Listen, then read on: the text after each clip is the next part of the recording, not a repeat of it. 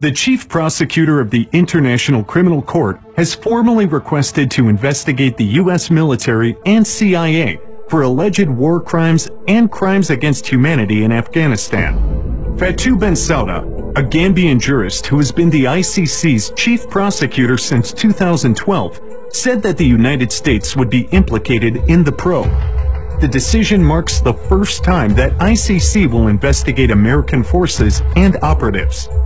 Although U.S. representatives believe that they cannot be tried in ICC, Bensouda has clarified that alleged war crimes by members of the United States Armed Forces and secret detention facilities in Afghanistan used by the CIA justified international court's investigation.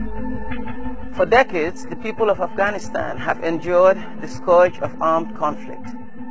Following a meticulous preliminary examination of the situation, I have come to the conclusion that all legal criteria required under the Rome Statute to commence an investigation have been met. In due course, I will file my request for judicial authorization to open an investigation, submitting that there is reasonable basis to believe that war crimes and crimes against humanity have been committed in connection with the armed conflict in Afghanistan. The investigation will focus on the alleged crimes committed in Afghanistan after May 1, 2003 through 2004.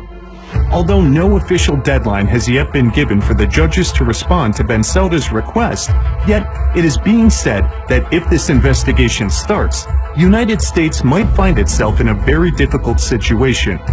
If this investigation kicks off, it will open a can of worms. The U.S. has many skeletons in its closet, like Abu Ghraib and Guantanamo. Many critics already allege that U.S. forces have committed severe human rights violations in these prisons. With Bensouda's request to investigate the U.S. Armed Forces and CIA, pressure is rising for the Trump administration. Now, the question is, how long can the U.S. reject international court's jurisdiction before it finally